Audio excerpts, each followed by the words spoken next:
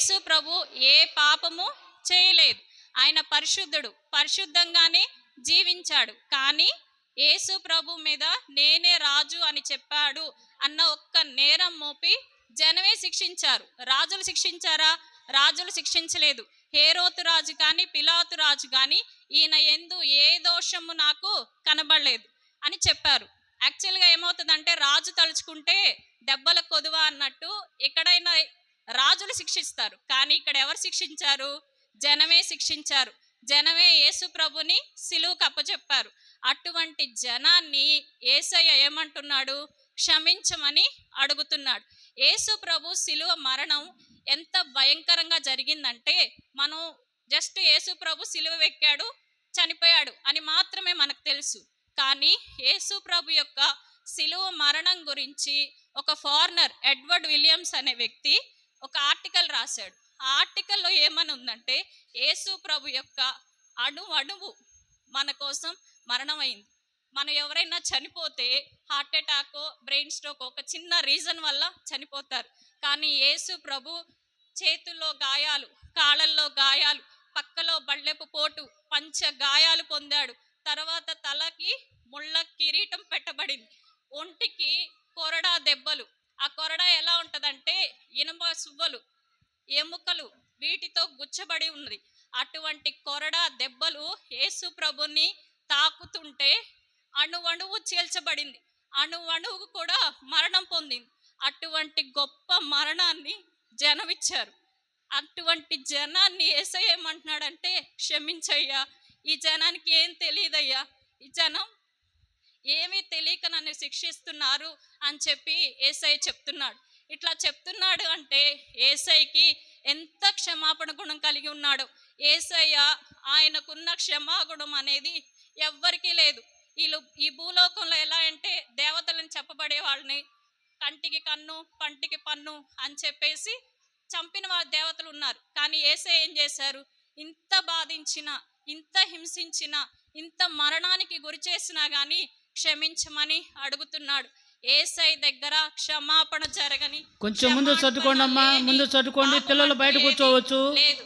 అటువంటి ముందు చదువుకోండి. దగ్గరికి వచ్చి యేసయ్య నేను పాపిని ప్రభువా, నన్ను క్షమించు ప్రభువా అని మనం చెప్తే యేసయ్య తప్పకుండా మన పాపాలని క్షమిస్తాడు.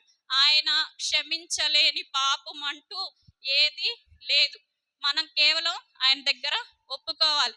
ఎంత గొప్ప తండ్రి అంటే క్షమించడమే కాకుండా మన కోసం విజ్ఞాపన ప్రార్థన చేస్తున్నాడు.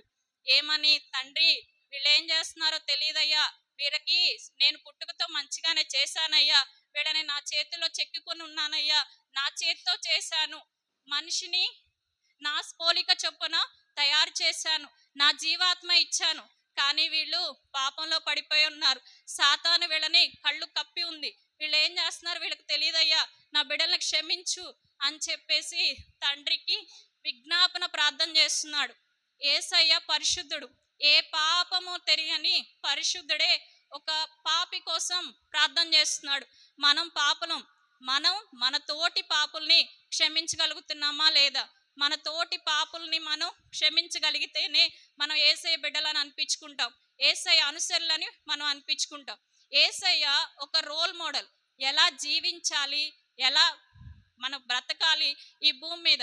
యేసయ్య పరలోకంలోనే ఉన్నట్టయితే ఆయన ఆజ్ఞనల్ని చెప్పి మీరు చేసేయండి అంటే మనం చేస్తామా? నేను చెప్పాను మీరు చేయండి అంటే చేస్తామా? మనం చెయ్యం.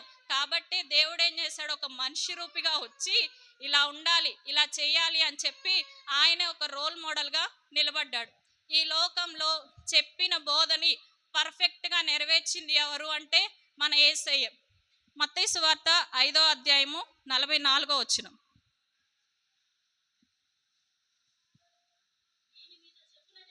నేను మీతో చెప్పినదేమనగా మీరు పరలోకమందున్న మీ తండ్రికి కుమారులై ఉండునట్లు మీ శత్రువులను ప్రేమించుడి, మిమ్ముని హింసించు వారి కొరకు ప్రార్థన చేయడు. ముందేమని చెప్పాడు? మీ శత్రువుల్ని ప్రేమించమని చెప్పాడు. మీ శత్రువుల కొరకు, మిమ్మల్ని బాధించే వారి కొరకు, మిమ్మల్ని హింసించే వారి కొరకు ఏం చేయమన్నాడు? ప్రార్థన చేయమన్నాడు. ఇప్పుడు అదే సిలువలో చేసి చూపించాడు. ముందు ఏదైతే బోధ చేశాడో, ఏదైతే చెప్పాడో అదే దాన్ని సిలువలో మనకి చేసి చూపించాడు. మనం కూడా మన తోటి శత్రువులైన, మన తోటి స్నేహితులైన పొరపాటున ఏదైనా మన పట్ల చేసి ఉంటే మనం క్షమించగలగాలి. వాళ్ళ కోసం మనం ప్రార్థన చేసే విధంగా ఉండాలి.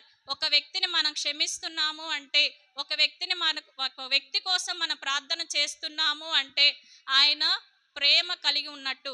దేవుని ప్రేమ అది. ఒక వ్యక్తిని మనం క్షమిస్తున్నాము అంటే, ఒక వ్యక్తి కోసం మనం విజ్ఞాపన ప్రార్థన చేస్తున్నాము అంటే అది దేవుని ప్రేమ. రోమీయులకు రాసిన పత్రిక 5వ అధ్యాయము 8వ వచనం. అయితే దేవుడు మన ఎడల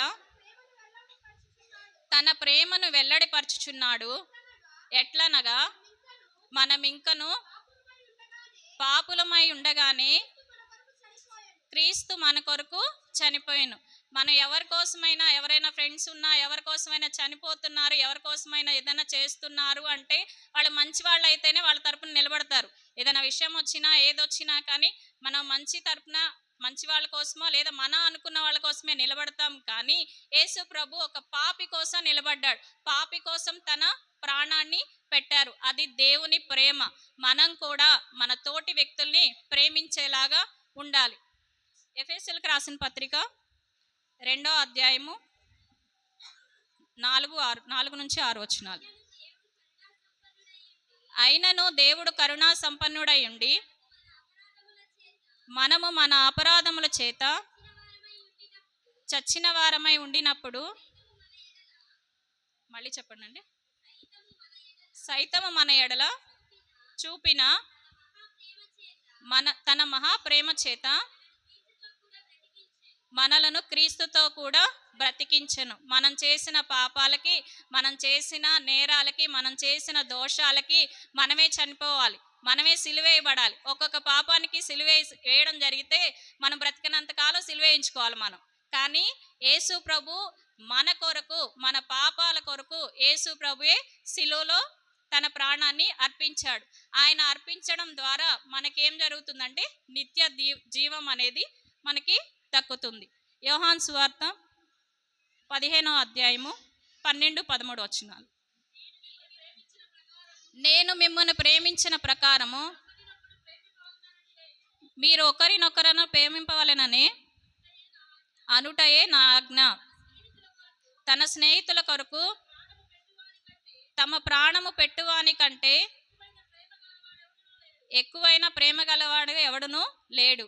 ఒకరినొకళ్ళు ప్రేమించుకోవడమే దేవుని ఆజ్ఞ అయి ఉంది.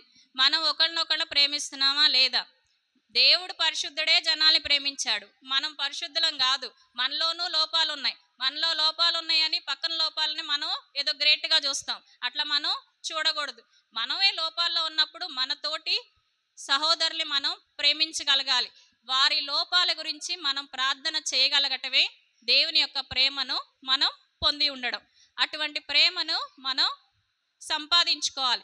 దేవుడు మొదటిసారిగా వచ్చాడు, ఈ లోకంలో ఎలా ఉండాలి, ఎలా జీవించాలి, ఎలా ప్రేమ కలిగి ఉండాలి అని మనకు ఆల్రెడీ చూపించాడు. ఆయన రెండో రాకడ వచ్చేంత వరకు మనం అటువంటి ప్రేమను కలిగి ఉంటేనే ఆయన నిత్య జీవాన్ని మనం పొందుకోగలుగుతాం. ఏదైనా మనం ప్రేమను మనం కోల్పోయి రెండో రాకడలో దేవుడు వస్తాడులే, అప్పుడు క్షమిస్తాడులే అంటే అప్పుడు క్షమాపణ ఉండదు. మనం ఇక్కడ ఉన్నప్పుడే, మన ప్రాణం పోకముందే, దేవుని రాకముందే మనం దేవుని కోసం దేవుని ప్రేమ కలిగి ఉంటేనే మనం నిత్య జీవానికి పాత్రలవుతాం. దేవుడు రాకడొచ్చినప్పుడు అయ్యా నాకు క్షమాపణ ఇవ్వని అప్పుడు అడిగితే అప్పుడు క్షమాపణ ఇవ్వడు. అప్పుడు దేవుని ప్రేమ మనకి దొరకదు. ఇప్పుడే సమయం ఉండగానే దేవుని ప్రేమను కలిగి ఉండి దేవుని బిడ్డగా మనం ఉండాలని ఈ చిన్న ప్రార్థనని, ఈ చిన్న వాక్యాన్ని దేవుడు దీవించాలని కోరుకుంటున్నాను. ఈ అవకాశం ఇచ్చిన పాస్టర్ గారికి వందనాలు. మీ అందరికీ నా వందన. చప్పట్లు కొడదాం. 5 నిమిషాలు ముందే ముగించింది. 12:30 వరకు ఇచ్చాము.